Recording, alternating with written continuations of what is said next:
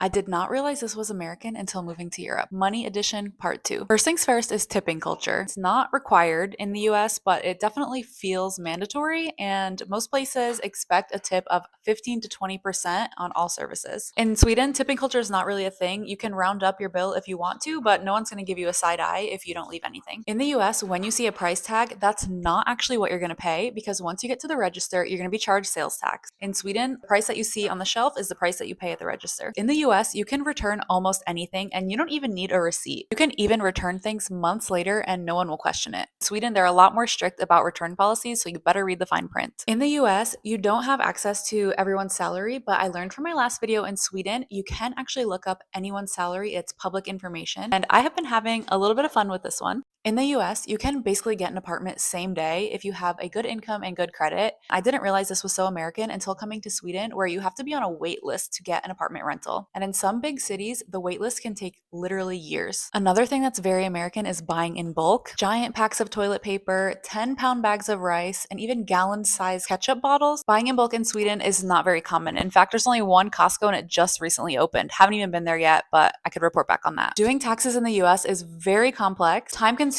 and expensive. You're expected to do them yourself, but if you make a mistake, you could owe the IRS so much money that most people hire someone else to do it for you. In Sweden, the government just tells you how much you owe and you approve it with the tap of a button on your phone. Let me know if any of these surprised you, and make sure you follow if you like this kind of content.